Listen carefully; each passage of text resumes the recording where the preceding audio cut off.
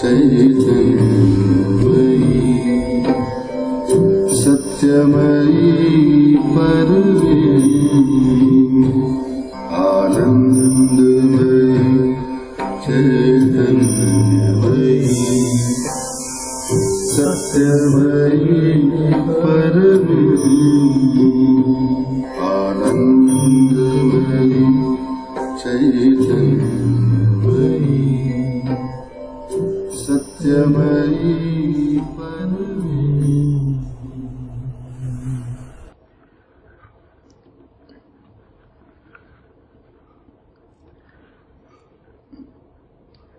नमस्कार। आप सभी का आज के इस सत्र में स्वागत है। सावित्री पर्व 11 सर्ग 1 पृष्ठ 674 674। The eternal day, the souls choice and the supreme consummation. शाश्वत दिवस, आत्मा का चुनाव और सर्वोच्च सिद्धि। अभी तक पिछले 2 सत्रों में जो अंश हमने पढ़े हैं उसमें शाश्वत दिवस के लोक का वर्णन है कि यह जो लोक है वो धरा का भविष्य है और इसीलिए यह वर्णन हमारे लिए महत्वपूर्ण हो जाता है।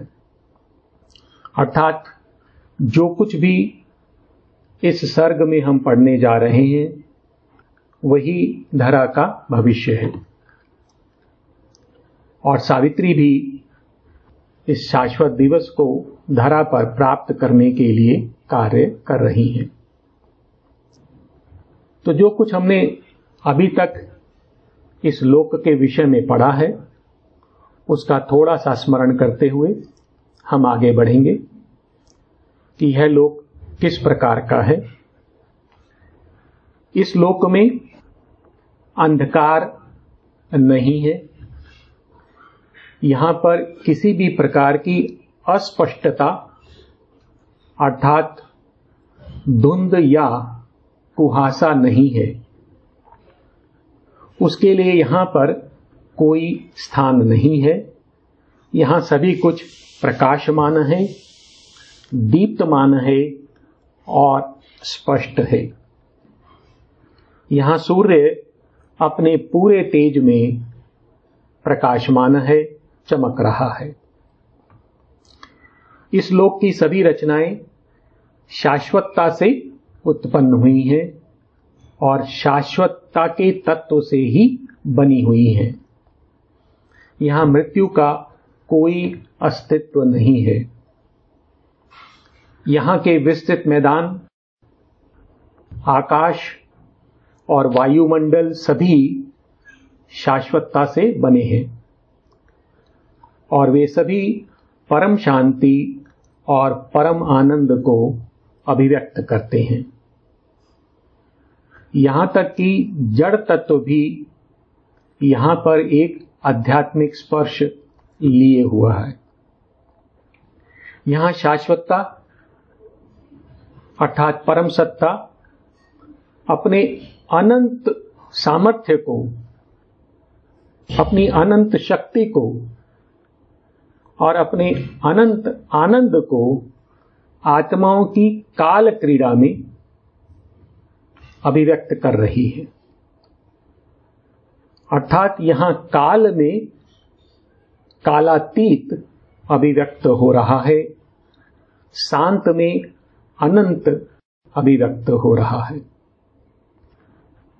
हमने जो वर्णन पढ़ा था उसमें 7 अमर पृथ्वियों का भी जिक्र था, द 7 इटर्नल अर्थ्स। उसमें से जो सबसे प्रथम स्तर पर आती है जिसको भूलोक कहते हैं अर्थात शाश्वत भूलोक, उसका वर्णन हम पढ़ रहे थे। यहां पर जो शाश्वत भूलोक है वो भी स्वर्ग है। यहां की जो पर्वत श्रेणियां हैं, जल धाराएं हैं और नदियां हैं, सभी शाश्वत हैं। नदियों के तट पर आत्माएं आनंद में ध्यानस्थ हैं और शाश्वतता अपने आनंद को आत्माओं की आनंद क्रीड़ा में बालकों के समान अभिव्यक्त कर रही है। इस लोक की वाणियां अत्यंत आनंददायी हैं। यहां पर जो पक्षी हैं वो इंद्रधनुष के समान दिव्य रंग लिए हुए हैं और अति रोमांचकारी गीत गा रहे हैं। यहां की जो पवन है वह भी स्वर्गिक जो पुष्प हैं उनकी सुगंध से सराबोर है। और हमारी जो धरा है, इस धरा की जो रचनाएं हैं वो इस लोक की परिपूर्णता की अभीप्सा करती हैं, उसको पाना चाहती हैं। अर्थात यह जो धरा है उस शाश्वत दिवस की ओर अभीप्सा कर रही है, उसकी परिपूर्णता को पाना चाह रही है। आज जो अंश हम ले रहे हैं उसमें इसी शाश्वत भूलोक का वर्णन आगे बढ़ता है। हम पृष्ठ नंबर 674 पर हैं और पंक्ति नंबर 14 पर। सावित्री यहां विचरण कर रही हैं और उन्हें उच्चताओं से, ऊंचाइयों से एक अमर संगीत आता हुआ सुनाई देता है और यह अमर संगीत देवताओं के रहस्यों से भरा हुआ है। Immortal harmonies filled her listening ear, a great spontaneous utterance of the heights, on Titan wings of rhythmic grandeur born, poured from some deep spiritual heart of sound, strains trembling with the secret of the gods. तो यह जो संगीत शिखरों से आ रहा है उसे सुनकर सावित्री आनंदित हैं। Immortal harmonies filled her listening ear. और यह संगीत कैसे आ रहा है? On Titan wings of rhythmic grandeur born. तो वह जो संगीत आ रहा है उसमें जो लय है, हार्मनी है, वो भव्य है। तो वो एक भव्यता के विशाल पंखों पर सवार होकर आ रहा है। तो अर्थात यह जो संगीत है वो अति भव्य है। On Titan wings of rhythmic grandeur born, a great spontaneous utterance of the heights. और यह उच्चताओं का एक महान और सहज उच्चारण है, अर्थात स्वाभाविक उसका उच्चारण है। और कहां से आ रहा है? Poured from some deep spiritual heart of sound. और यह किसी गहरे आध्यात्मिक हृदय से उदित हो रहा है। Strains trembling with the secrets of gods. और ये जो स्वर हैं वो देवताओं के रहस्य से कंपित हैं, उससे भरे हुए हैं।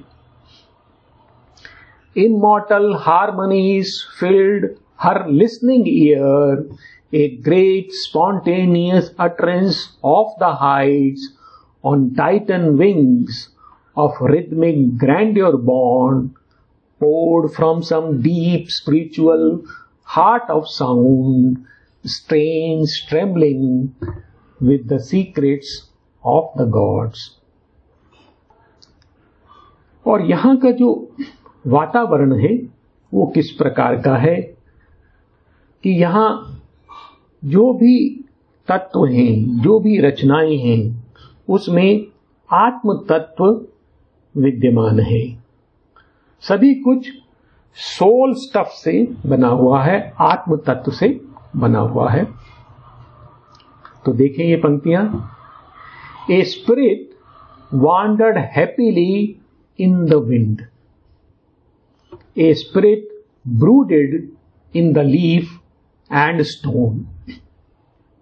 तो वहां जो पवन है उसके अंतर में भी एक आत्मा विद्यमान है और वह आनंदपूर्ण विचरण कर रही है। A spirit wandered heavily in the wind, a spirit brooded in the leaf and stone। वहां जो पत्ते हैं, जो पत्थर हैं, जो प्रकृति है, उस सब में एक आत्मा ध्यानस्थ है। A spirit brooded in the leaf and stone. वहां जो वाद्य यंत्र हैं वो विचारों के प्रति सचेतन है। The voices of the thought conscious instruments along a living verge of silent street। तो वहां पर ऐसे वाद्य यंत्र हैं जो विचार के प्रति सचेतन है। The voices of thought conscious instrument along a living verge of silent street। और वो शांति का एक छोर जो कि जीवंत है, उन यंत्रों की ध्वनियां उस छोर पर बिखरी हुई हैं। अर्थात उन वाद्यों की जो वाणियां हैं वो जीवंत भी हैं और शांति भी लिए हुए हैं। उनमें चेतना है, उनमें शांति है। The voices of thought conscious instruments along a living verge of silent street, and from some deep a wordless tongue of things, unfathomed, inexpressible, chanting rose, translating into a voice the unknown। और वहां पर जो द्रव्य हैं उनके अंतर में, कहीं गहन अंतर में एक निशब्द जिह्वा है, अर्थात वो बोल सकते हैं, कह सकते हैं। And from some deep a wordless tongue of things, unfathomed inexpressible chantings rose. और वहां से एक अथाह, एक बहुत गहरी और अकथनीय, जिसे शब्दों में कहा नहीं जा सकता, ऐसा भजन उदित होता है। Translating into a voice the unknown. और वो जो अंतस्थित अज्ञेय है उसको वाणी में प्रकट कर रहा है। अर्थात वो जो द्रव्य हैं उनके अंतर में अज्ञेय स्थित है और वो द्रव्य अपनी निशब्द जिह्वा से ऐसे भजन गा रहे हैं कि वो उस अज्ञेय को वाणी प्रदान कर रहे हैं, उस अज्ञेय को वाणी के माध्यम से रूपायित कर रहे हैं, प्रकट कर रहे हैं।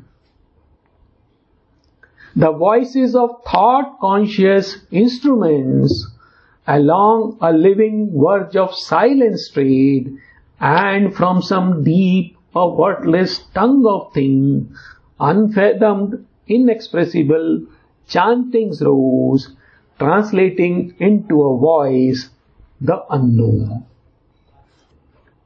इसके पश्चात वहां पर एक अद्भुत संगीत है, उसका वर्णन है।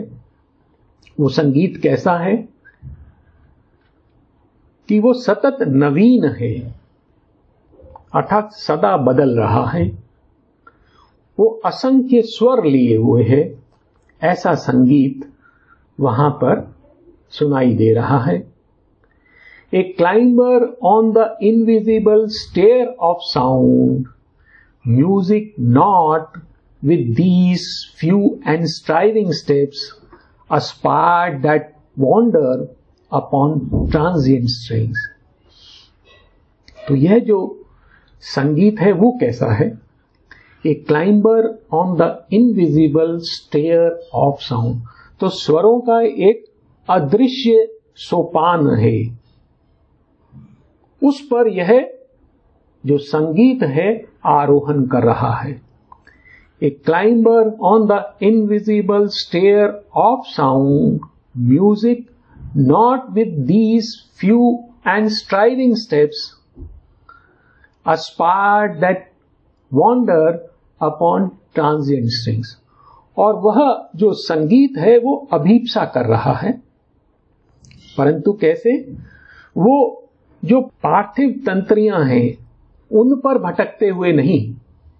With these few and striving steps, ये कुछ इने गिने और संघर्षरत, अर्थात जो प्रयास कर रहे हैं, ऐसे स्वर जो थोड़े से स्वर हैं, जो कि पार्थिव तंत्रियों पर चलती हुई उंगलियों से प्रकट होते हैं, उन स्वरों से वह अभीप्सा नहीं कर रहा है। वो अभीप्सा किससे कर रहा है? वो एक स्वर के अदृश्य सोपान पर चढ़ते हुए अभीप्सा कर रहा है। तो ऐसा वह संगीत है। A climber on the invisible stair of sound, music not with these few and striving steps, aspired that wander upon transient strings, but change its ever new uncounted notes in a passion of unforeseen discovery.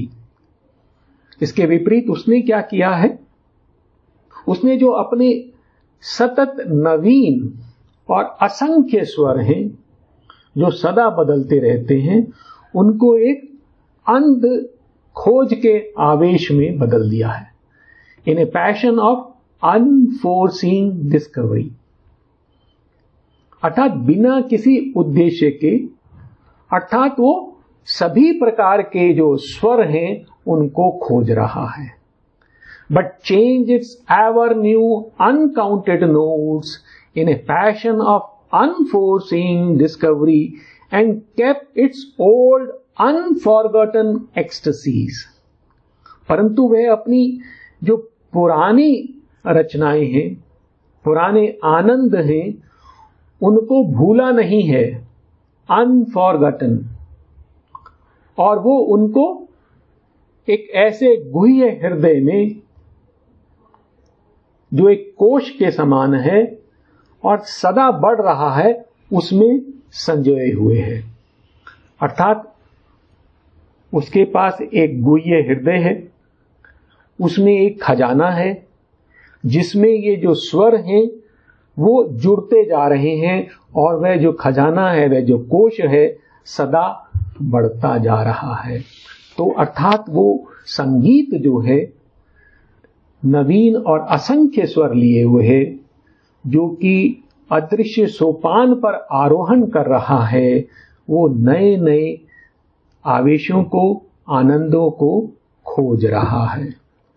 A climber on the invisible stair of sound, music not with these few and striving steps, aspired that wander upon transient strings, but change its ever new uncounted notes in a passion of unforeseen discovery, and kept its old unforgotten ecstasies, a growing treasure in the mystic heart. इसके पश्चात एक चेतना का वर्णन है, एक consciousness जो छूट गई, जो आनंद की अनुभूतियां हैं उनको खोज रही है। एक consciousness that yearn through every cry of unexplored attraction and desire.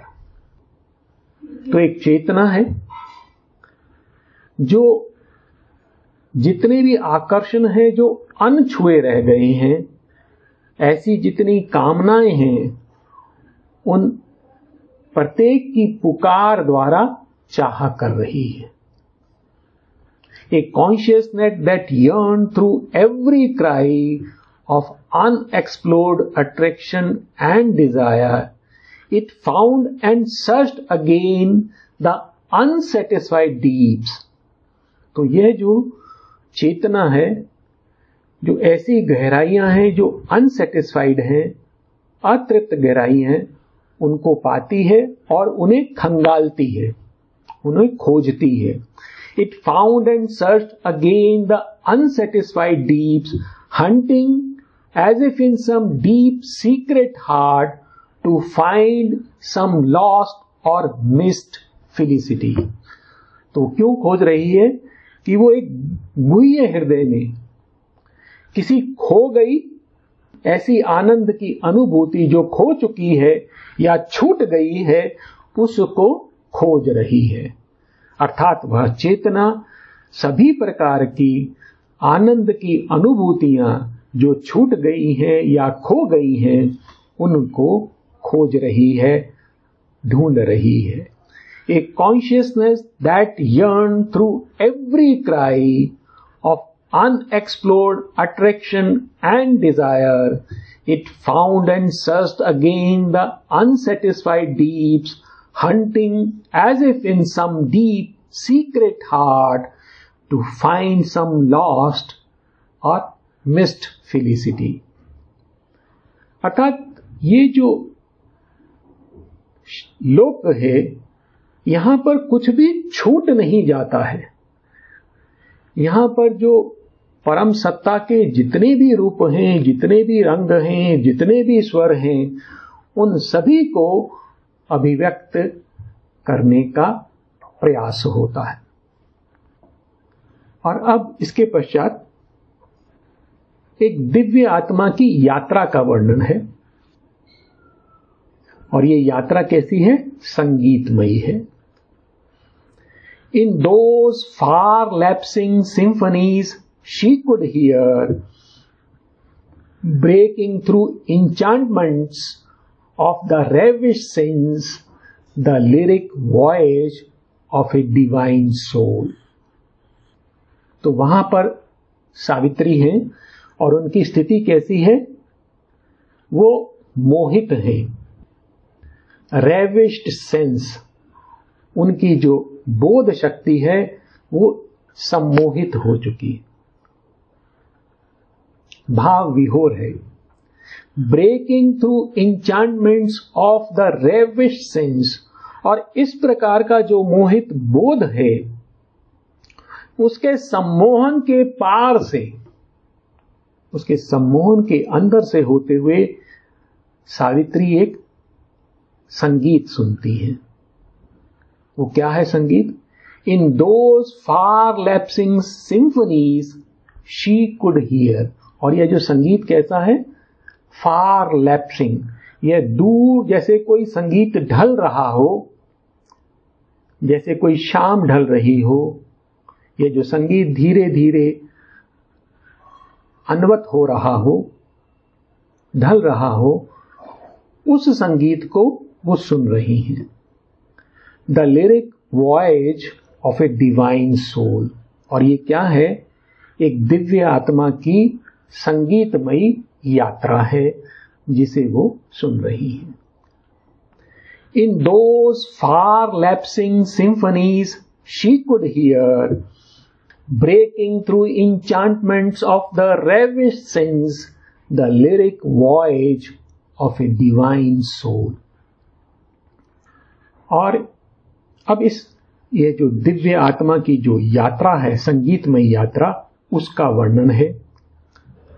और इसको जो ग्रीक साहित्य में एक महाकाव्य आता है ओडिसी, उसका जो नायक है ओडिसियस, उसकी यात्रा से इसको कंपेयर किया गया है।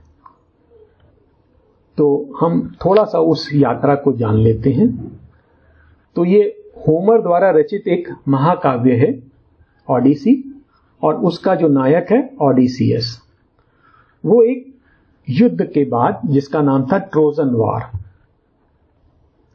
उसके पश्चात वो लौट रहा है और समुद्र के मार्ग से लौट रहा है, और मार्ग में एक द्वीप आता है। उस द्वीप का नाम है एइया।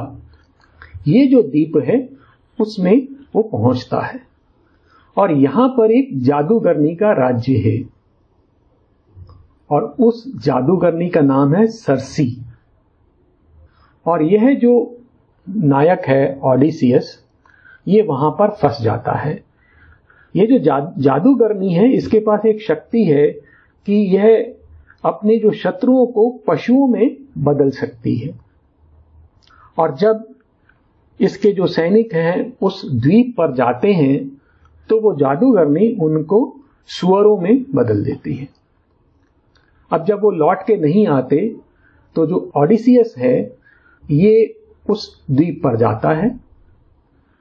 वहां जो सर्सी नामक वो जादूगरनी है उससे उसकी भेंट होती है, और उसके पश्चात वह उससे विवाह कर लेता है और वहां से अपने सैनिकों को मुक्त करा लेता है।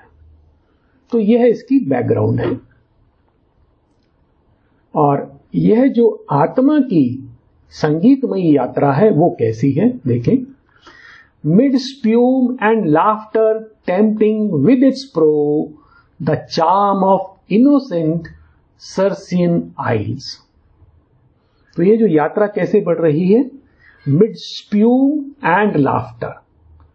तो मार्ग में क्या है, झाग है, फेन है। जैसा हम जानते हैं समुद्र में जब लहरें उठती हैं तो झाग बनता है। तो यह नाव पर है और बढ़ रहा है, और मार्ग में झाग है। मिड स्प्यूम एंड लाफ्टर, और हास्य भी है। Tempting with its pro the charm of innocent Circean आई।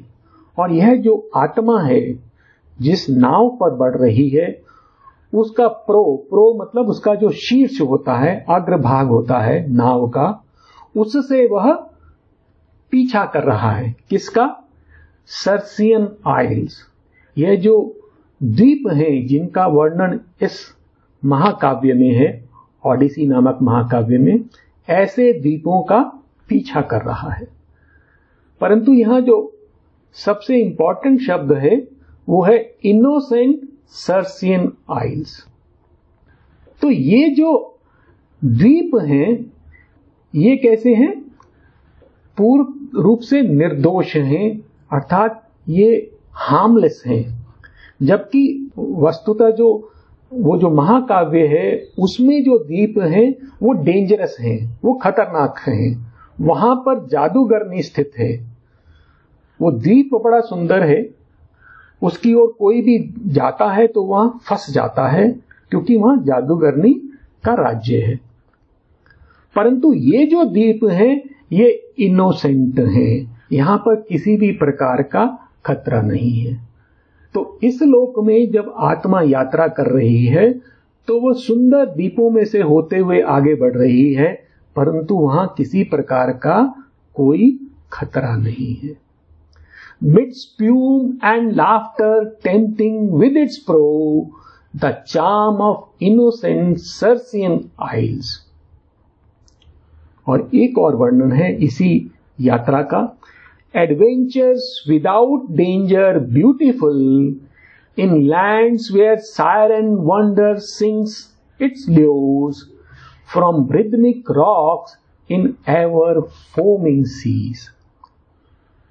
और ये जो सायरन शब्द है इसका भी वर्णन हम जान लें, क्योंकि उसके बाद ही इसका अर्थ हमें समझ में आएगा। पुनः ग्रीक माइथोलॉजी में जो सायरन शब्द है वो एक प्रकार की जल परियां हैं जो सागर में द्वीपों पर रहती हैं और बहुत मधुर गीत गाती हैं। और जब कोई नाविक उन द्वीपों के पास से गुजरता है तो ये उन नाविकों को अपनी ओर आकर्षित कर लेती हैं। और फिर जब वो नाविक उस द्वीप पर उतरता है तो उसको वहां पर मार देती है। और सायरन शब्द जो है, जो आकर्षक स्त्री होती है, जो मोहिनी होती है, जो अपनी ओर खींच लेती है, उसके लिए भी प्रयोग होता है। परंतु यहां पर जब आत्मा यात्रा कर रही है तो जब वो उन अद्भुत संगीत को सुन रही है, उस क्षेत्र में से जा रही है, तो वो विदाउट डेंजर है, वहां पर कोई खतरा नहीं है। तो ऐसा, तो इस प्रकार का वो कंपैरिजन यहां पर दिया गया है। Adventures without danger beautiful in lands where siren wonder sings it lures from rhythmic rocks in ever foaming seas. तो यहां पर उन द्वीपों में जहां आकर्षक जल परियां हैं, वो झागदार समुद्र में लयबद्ध चट्टानों पर आकर्षक गीत गा रही हैं, परंतु उनमें कोई खतरा नहीं है। और वह जो आत्मा है अपनी संगीतमय यात्रा में उस सुंदर रोमांच का पीछा कर रही है। अर्थात वह सब कुछ जो धरा पर है वो वहां एक उत्कृष्ट रूप में है। यहां पर दुख है, कष्ट है, संघर्ष है, खतरा है, डेंजर है, वहां पर ऐसा कुछ भी नहीं है। इस प्रकार का कि उसकी यात्रा है। तो इन पंक्तियों को एक बार और देख लेते हैं। In those far lapsing symphonies she could hear breaking through enchantments of the ravished sense the lyric voyage of a divine soul, mid spume and laughter tempting with its prow the charm of innocent Circean isles. Adventures without danger beautiful in lands where siren wonder sings its lures from rhythmic rocks in ever foaming seas. इसके पश्चात sum up कर रहे हैं उसको कि सावित्री ने वहां पर क्या देखा। तो सावित्री वहां देखती हैं कि यह जो संपूर्ण प्रकृति है वो अद्भुत है और अपने आप में परिपूर्ण है। In the harmony of an original sight, delivered from our limiting ray of thought and the reluctance of our blinded hearts to embrace the Godhead in whatever guise, she saw all nature marvelous without fault. तो सावित्री की स्थिति कैसी है? Delivered from our limiting ray of thought. तो हमारा जो मन है जिसमें आंशिक प्रकाश है और वो हमें सीमित करता है, उससे वह मुक्त है। Delivered from our limiting ray of thought and the reluctance of our blinded hearts. और हमारे हृदय कैसे अंधे हैं और वो अनिच्छुक हैं किसके प्रति? To embrace the Godhead in whatever guise. भगवान किसी भी रूप में आए उसको उसी रूप में गले लगाने में असमर्थ हैं। तो हम जो मनुष्य हैं, हमारे जो हृदय हैं वो सीमित हैं, अंधे हैं। वो भगवान को सभी रूपों में स्वीकार नहीं कर पाते हैं, लेकिन सावित्री इनसे मुक्त है। In the harmony of an original site. और जब वो विचारों से मुक्त है, इन सीमित विचारों से और सीमित हृदय की भावनाओं से मुक्त है, तो वो किसके साथ है? In the harmony of an original site. वो एक दृष्टि जो सत्य को देखती है, आदि दृष्टि, उससे सामंजस्य में है। और इस कारण वो प्रकृति को एक दूसरे रूप में देखती है। She saw all nature marvelous without fault. और जब वो देखती है उस दृष्टि से, तो उसको संपूर्ण प्रकृति जो है दोष रहित और अद्भुत प्रतीत होती है।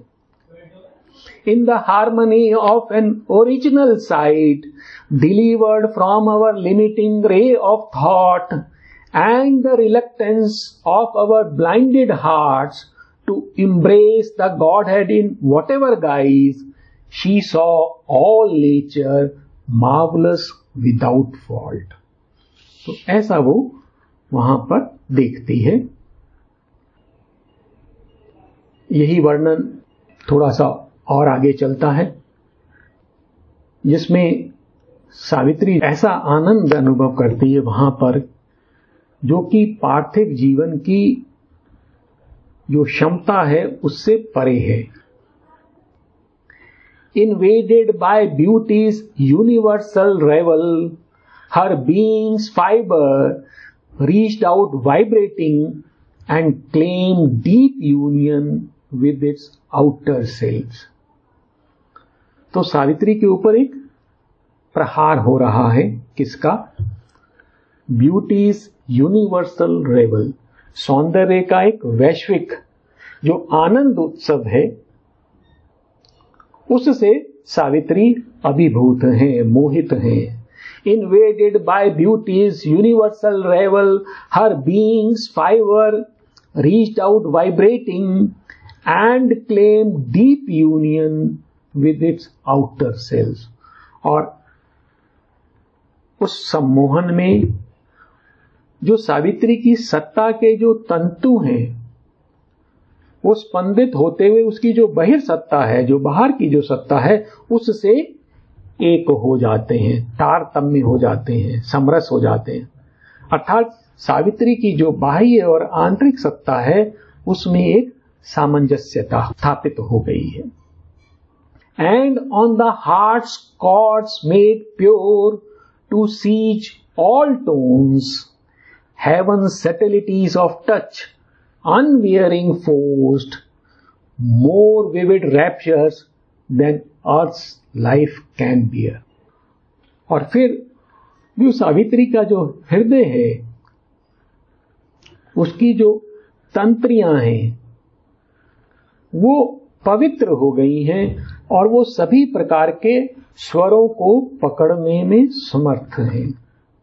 And on heart's chords made pure to siege all tones, और जब उसका हृदय पूर्ण रूप से पवित्र हो जाता है तो एक दिव्य स्पर्श होता है जो बिना थके सावित्री पर आरोपित करता है, एक आनंद आरोपित करता है। Unwearing forced more vivid raptures than earth's life can bear. तो ये जो पार्थिव जीवन है वो जिसको सहन कर सकता है उससे कहीं अधिक एक आनंद वो सावित्री के देह पर या उसकी सत्ता पर आरोपित कर देता है। अर्थात सावित्री ऐसा आनंद वहां अनुभव करती हैं। Invaded by beauty's universal revel, her being's fiber reached out vibrating and claimed deep union with its outer selves, and on the heart's chords made pure to siege all tones, heaven's subtleties of touch, unwearying forced, more vivid raptures than earth's life can bear. What would be suffering here was fiery bliss. अर्थात यहां जो कुछ भी पीड़ा या दुख प्रतीत होता है वहां पर तीव्र आनंद था। अर्थात वहां दुख और पीड़ा का कोई अस्तित्व नहीं था। What would be suffering here was fiery bliss. सभी कुछ जो है एक तीव्र और अग्निल आनंद में बदल गया था। और फिर वहां जो पार्थिव द्रव्य हैं वो भी बहुत मधुर थे, और इतने मधुर कि वो हमारी कल्पनाओं से भी अधिक मधुर हैं। All here but passionate hint and mystic shade, divined by the inner prophet who perceives the spirit of delight in sensuous things. तो हमारे अंदर एक दृष्टा स्थित रहता है, the inner prophet who perceives the spirit of delight in sensuous things, जो अपनी दिव्य दृष्टि से यह जो द्रव्य हैं जो कि इंद्रियों से पकड़े जाते हैं, जाने जाते हैं, उनमें छिपे हुए आनंद के सत्य को देखता है. Divined by the inner prophet who perceives the spirit of delight in sensuous things, turn to more sweetness than can now be dreamed. तो उसने इन सब को एक ऐसे माधुर्य में बदल दिया जिसका हम स्वप्न भी नहीं देख सकते. किसको? All here but passionate hint and mystic shade. तो यहां पर इस धरा पर वह सब कुछ जो केवल आवेश युक्त संकेत है, passionate hint, and mystic shade जो रहस्यमयी छाया है, ऐसा प्रतीत होता है. उस लोक में जो प्रॉफिट है उसको ऐसे माधुर्य में बदल दिया जिसकी हम स्वप्न भी नहीं ले सकते हैं. तो ऐसा माधुर्य वहां के पार्थिव द्रव्यों में स्थित है.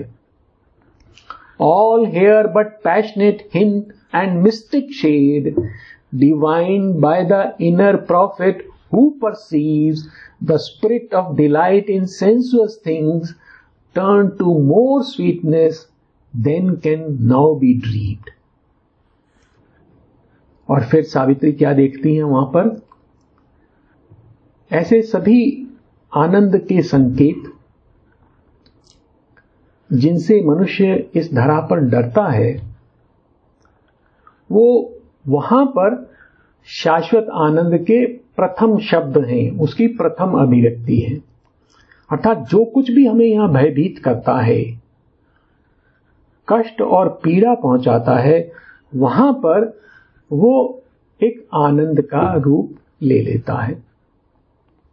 The mighty signs of which earth fears the stress, trembling because she cannot understand and must keep obscure in forms strange and sublime, were here the first lexicon of an infinite mind, translating the language of eternal bliss.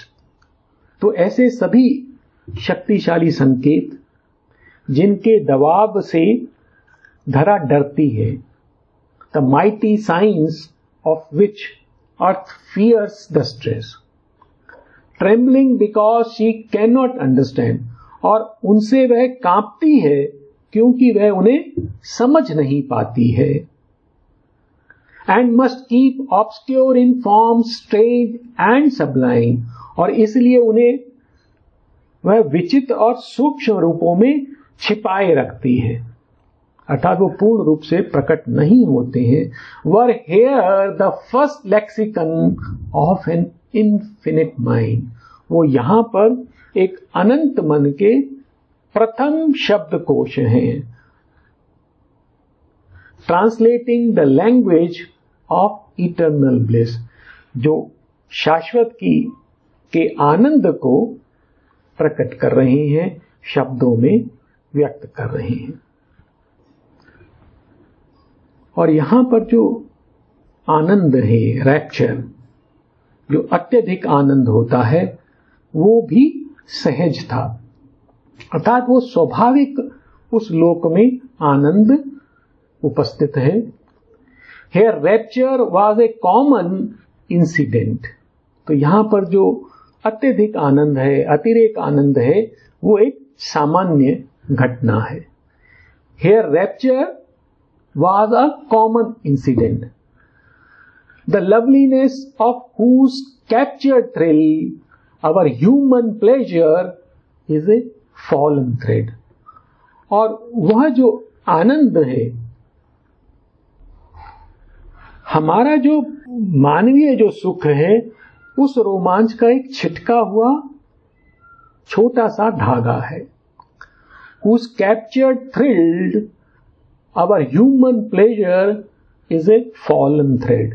तो वहां पर जो आनंद है, जब हम उसको इस धरा के आनंद से कंपेयर करते हैं, तो इस धरा पर जो आनंद है वो उस आनंद का मात्र एक छोटा सा छिटका हुआ धागा है।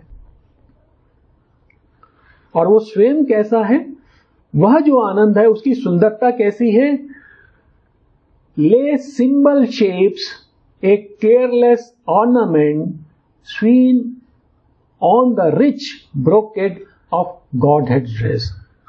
और वो जो आनंद है उसकी जो सुंदरता है वो प्रतीक रूपी आकारों में, सिंबल शेप्स, एक केयरलेस ऑर्नामेंट, एक लापरवाह श्रृंगार के समान, swim on the rich brocade of God hedge dress, वो भगवान के एक अति सुंदर समृद्ध उसका जो परिधान है उस पर जैसे वो सिल दिए गए हैं।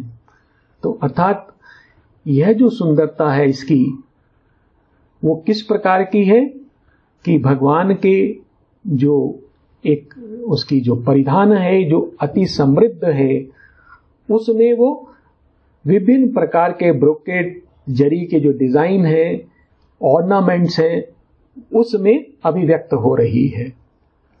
और वही सुंदरता, वही आनंद, उसका एक धागा, अर्थात इस ड्रेस का ये जो परिधान है इसका एक धागा मात्र वो हमारे ह्यूमन प्लेजर के समान है। Here rapture was a common incident, the loveliness of whose captured thrill our human pleasure is a fallen thread, lay symbol shapes, a careless ornament, swing on rich brocade of Godhead's dress। और वहां पर मूर्तियां कैसी हैं, वो जीवंत हैं और उसमें शाश्वतता विद्यमान है, स्थित है। Things fashioned were the imaged homes where mind arrived to fathom a deep physical joy। तो वहां पर जो मूर्तियां गढ़ी गई हैं वो एक भुवन के समान है, घर के समान है। Where mind arrived, जहां पर जो चेतना है वो उतर आती है, किस लिए, to fathom a deep physical joy, जो जड़ तत्व में जो आनंद है उसकी था को पाने के लिए, उसको अनुभव करने के लिए वो चेतना उस मूर्ति में उतर आती है। तो वो जो मूर्ति है वो जीवंत है। Things fashioned were the imaged homes where mind arrived to fathom a deep physical joy. The heart was a torch lit from infinity। और उन मूर्तियों में हृदय है। वो कैसा हृदय है, वो जो अनंत से प्रज्वलित एक मशाल के समान है। The heart was a torch lit from infinity, अर्थात वो अनंत का प्रकाश और आनंद लिए हुए है। The limbs were trembling densities of soul, और उसके जो अंग हैं वो जो कांपती हुई आत्माओं की सघनताएं हैं। इसको दूसरे शब्दों में लेते हैं कि वो जो अंग हैं वो आत्म तत्व से बने हुए हैं और आनंद से कंपित हैं। तो इस प्रकार की वह मूर्तियां हैं जिनके अंतर में मन, हृदय और आनंद यह सभी व्याप्त है। Things fashion were the imaged homes where mind arrive to fathom a deep physical joy. The heart was a torch lit from infinity. The limbs were trembling densities of soul. और ये मात्र उन मूर्तियों के विषय में नहीं है, वहां पे जो भी द्रव्य बने हुए हैं वह सभी जीवंत हैं, मूर्तियों के, इन्हीं मूर्तियों के समान हैं। और अब जो पंक्तियां आ रही हैं वो इसको समअप कर रही हैं। यह जो शाश्वत भूलोक है उसके विषय में बता रही हैं कि these were the first domains. तो अभी इसके पश्चात और बहुत सारे लोक हैं, उसमें से ये पहले क्षेत्र हैं। These were the first domain, the outer courts immense but least in range and least in price. और ये बाहरी आंगन हैं जो विशाल हैं परंतु अपने विस्तार में और अपने मूल्यों में सबसे कम है। अर्थात आगे आने वाले जो भी वर्णन हैं वो इससे भी और अधिक होने वाले हैं। The slightest ecstasy of the undying gods. और यह जो लोक है वो अविनाशी देवताओं का आरंभिक अथवा न्यूनतम आनंद है। यह उस लोक का मिनिमम लेवल है। तो इस प्रकार का यह लोक है। These were the first domains, the outer courts, immense but least in range and least in price, the slightest ecstasies of the undying gods. और यहां से जो है सावित्री अब और ऊपर उठती हैं। तो वो क्या देखती हैं कि जो और ऊपर के लोक हैं वो और अधिक श्रेष्ठ, आनंदमय और प्रकाशित हैं। Higher her swing of vision swept and new, admitted through large sapphire opening gates into the wideness of a light beyond. तो अब जो है सावित्री की दृष्टि और ऊंची उठती है और एक ऐसा विशाल द्वार है जो सैफायर का बना हुआ है, नीलम का बना हुआ है। और वो कहां खुल रहा है? वो एक पराप्रकाश के विस्तार में, व्यापकता में, वाइडनेस में खुल रहा है। Higher her swing of vision swept and new, admitted through large sapphire opening gates into the wideness of a light beyond. These were but sumptuous decorated doors. और ये जो द्वार थे ये बहुत समृद्ध हैं, बहुत एक प्रकार से सज्जित हैं, अत्यधिक सजावट की हुई है। These were but sumptuous decorated doors to worlds nobler, more felicitously fair. और ये द्वार किस ओर खुल रहे हैं? एक ऐसे लोगों की तरफ जो और अधिक श्रेष्ठ हैं और अधिक आनंद से प्रकाशित हैं। Higher her swing of vision swept and new, admitted through large sapphire opening gates into the wideness of a light beyond. These were but sumptuous decorated doors to worlds nobler, more felicitously fair. Endless aspired the climbing of those heavens, realm upon realm received her soaring view. और यह जो स्वर्ग है ये अभिप्सु हैं, endless अस्पायर्ड, और अंतहीन ये ऊपर की ओर उठ रहे हैं। Endless aspired the climbing of those heavens. तो ये स्वर्ग हैं जो और ऊपर उठने की अभिप्सा कर रहे हैं। रेल्म अपॉन रेल्म रिसीव्ड हर सोरिंग व्यू। और यह जो सावित्री की जो दृष्टि है जो आरोहण कर रही है वो एक के ऊपर एक अनेक लोकों को देखती है।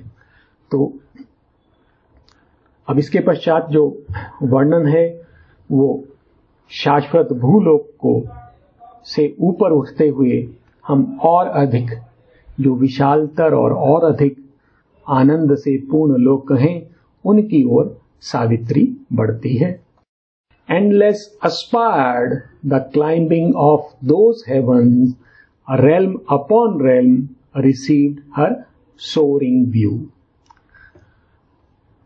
हम यहां पर इस सत्र को विराम देंगे और एक बार शांति मंत्र का पाठ करते हुए श्री मां को अपना धन्यवाद समर्पण करेंगे।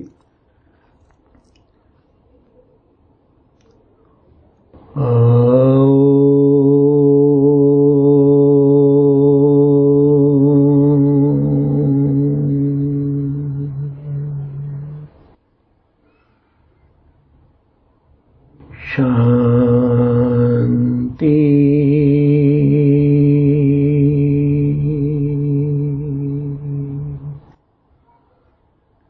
शांति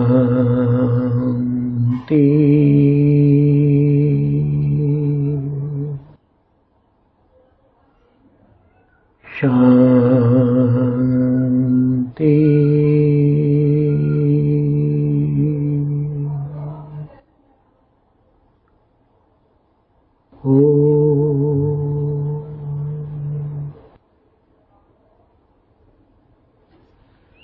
धन्यवाद। नमस्कार।